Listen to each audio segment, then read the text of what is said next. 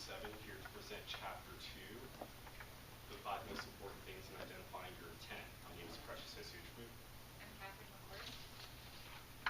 Meredith Olson. I'm Warsaw.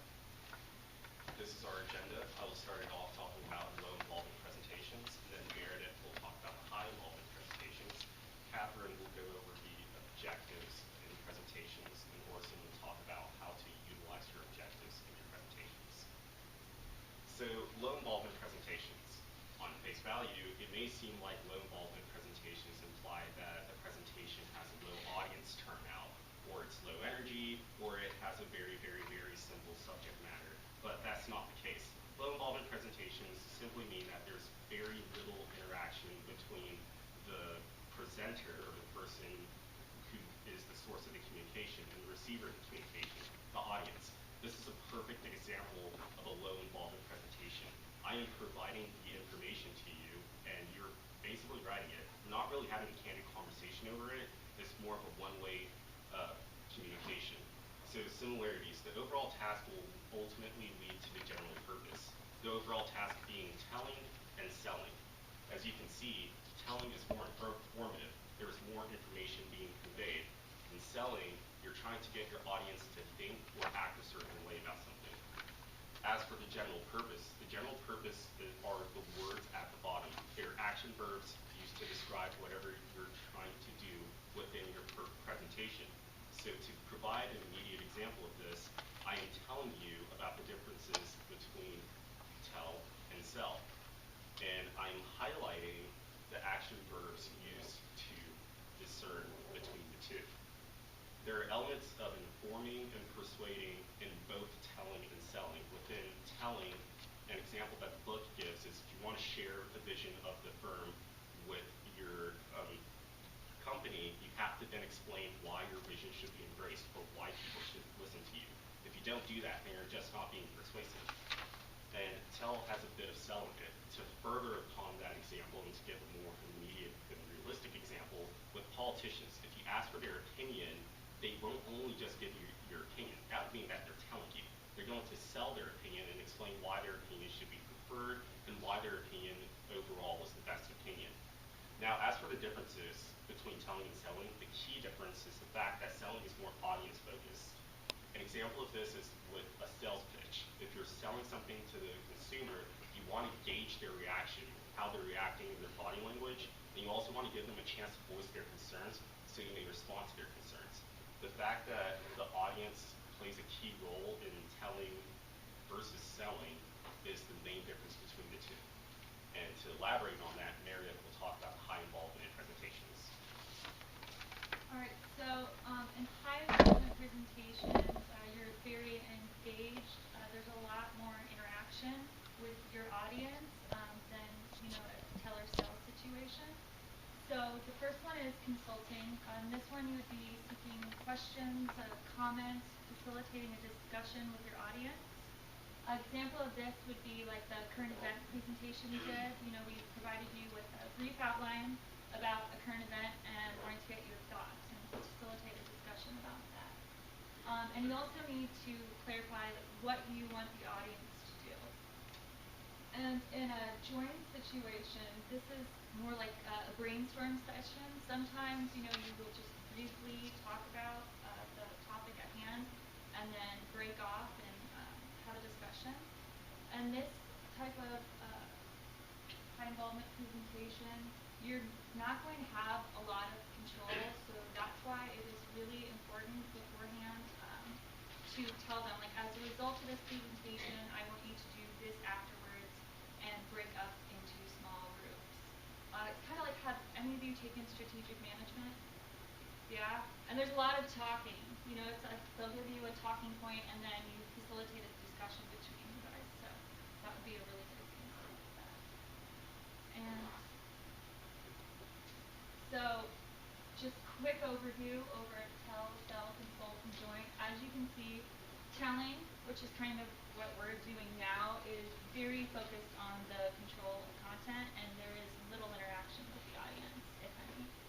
Now, tell or sell, they're more focused on the content, and there is a little bit of, interaction, kind of like someone trying to sell Las Vegas timeshares to retirees.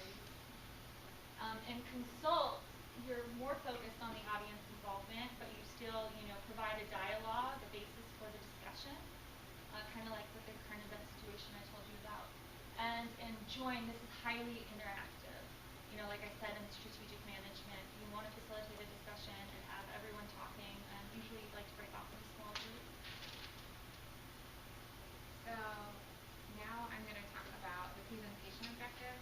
So based on the four types of presentations you can give, sell, tell, consult, and join, which one do you think your pop presentation is going to be? So, okay. So in order for you to have an effective presentation, you need to have a goal. And that is what presentation objective is. It's a focused goal to help you accomplish what you need to accomplish.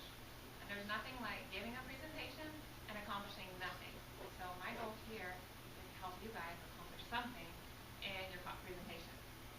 So but the benefits, other benefits of a presentation objective include it saves you time.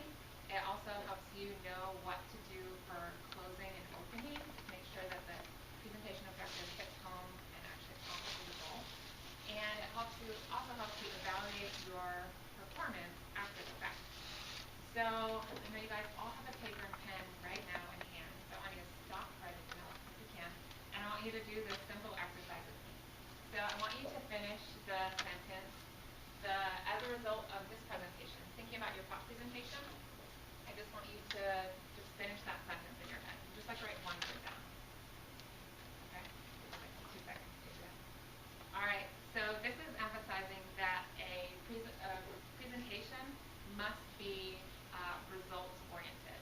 You have to have a result of what you're going to present. So as you think about your pop, you do not just want to get there and talk by yourself. I mean, you do, but you want to have a point in doing it. And then now I want you to finish the sentence. As a result of this presentation, my audience will. What do you want your audience to do? So, in one word, that's great.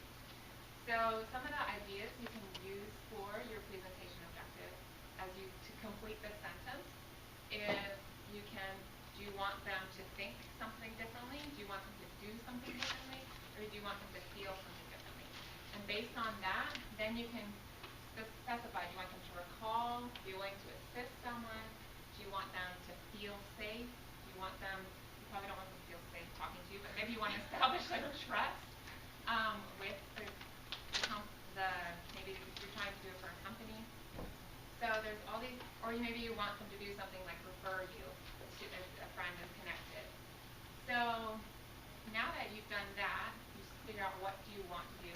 You need to figure out how are you going to get there. So if you want them to think, feel, or do something differently, if you want them to think differently, you need to provide maybe research or provide data for your presentation. It's probably like buffing up maybe your financial acumen and saying like I'm qualified in this area, so I want you to think that I am qualified here.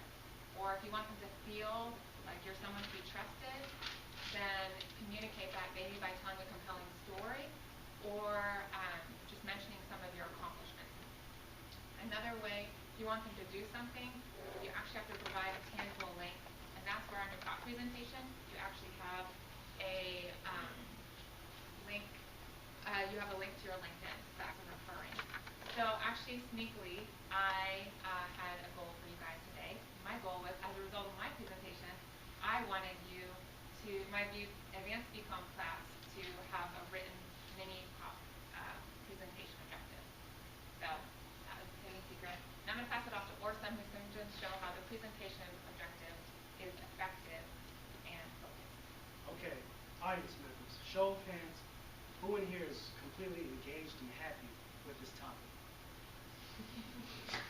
Okay, my feelings are hurt. I'm aware that it's impossible to get everyone completely engaged and 100% happy with the topic at hand.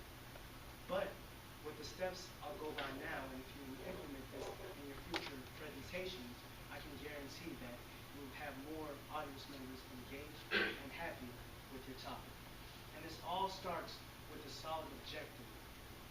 And an objective helps audience members and presenter stay focused. As a presenter, I have an obligation to be focused on the topic at hand, just like the audience should. And objective helps achieve that.